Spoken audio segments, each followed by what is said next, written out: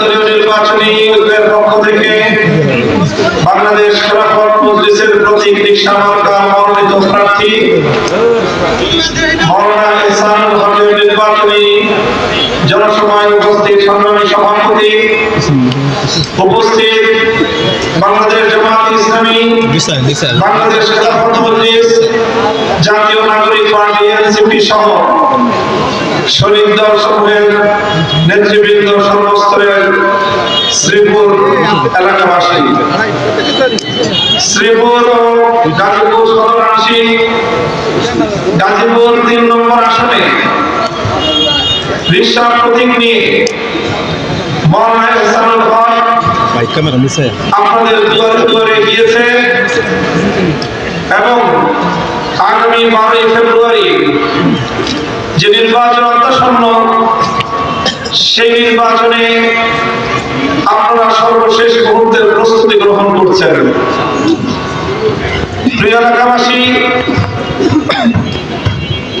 এবারের যে নির্বাচন অনুষ্ঠিত হচ্ছে ইতিহাসের একটি বাক বদলের মুহূর্ত। এটি বিগত সময়ে বাংলাদেশের মানুষ বারবার তারা চেষ্টা করেছে দেশের রাষ্ট্র ব্যবস্থা, রাজনৈতিক বন্দোবস্তে পরিবর্তন আনা। বারবার চেষ্টা করেও এদেশের মানুষ সফলকাম হতে পারেনি। তাই 24-এর বিপ্লবের পর 24-এর স্পিরিটকে ধারণ করে বাংলাদেশের তরুণ প্রজন্ম, যারা বিগত 17 বছর ধরে নিজেদের ভোটাধিকার প্রয়োগ করার সুযোগ থেকে বঞ্চিত হয়েছে, 12 ফেব্রুয়ারি তারা সারা দেশ জুড়ে নিজেদের ভোটাধিকার প্রয়োগ করার জন্য অধীর আগ্রহে অপেক্ষা করছে। 17 বছরে বিনা ভোটের নির্বাচন, রাতের অন্ধকারের নির্বাচন, আমি আর দামি প্রার্থীর নির্বাচন, এই করতে করতে 17 বছর পার। 17 বছর আগে যাদের 18 বছর হয়েছে, 17 বছর আগে যাদের 18 বছর হয়েছিল এবং ভোটাধিকার, ভোটের বয়স হয়েছিল, এখন তাদের বয়স হলো 35 বছর।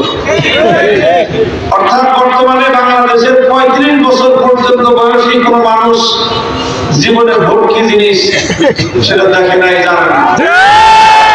এটা এই জাতির জন্য, এই জাতির তরুণ প্রজন্মের জন্য চরম দুঃখকর একটি বিষয়।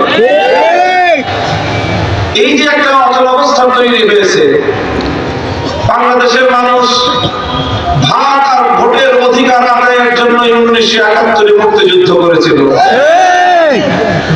1970-এর জাতীয় নির্বাচনের পর এদেশের মানুষের ম্যান্ডেট এবং গণরায়কে যখন বন্দুকের নল দিয়ে উপেক্ষা করার চেষ্টা করেছিল শাসক গোষ্ঠী, তখন পশ্চিম পাকিস্তানি সেই শাসক গোষ্ঠীর বন্দুকের নলের শক্তিকে পরোয়া না করে বাংলার স্বাধীনতা প্রিয় মানুষ তারা বুলেটের সামনে বুক চিতিয়ে দাঁড়িয়ে গিয়েছিল।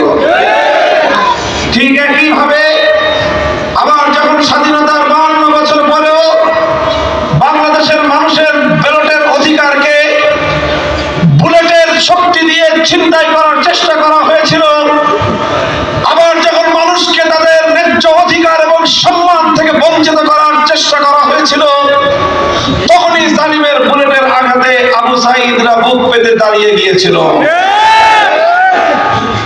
তাই এবারের নির্বাচন এটা বহু শহীদের রক্তের ঋণের নির্বাচন।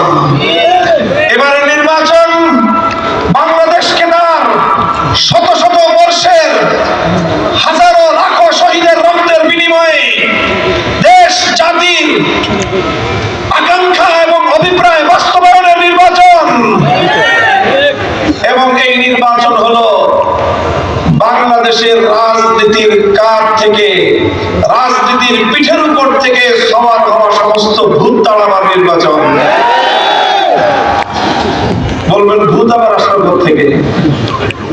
বাংলাদেশের রাজনীতিতে বড় বড় 2টা ভূত সবার হয়ে বসে আছে।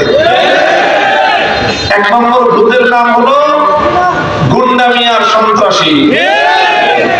এক নম্বর ভূতের নাম কি? গুন্ডা মিয়া সন্ত্রাসী।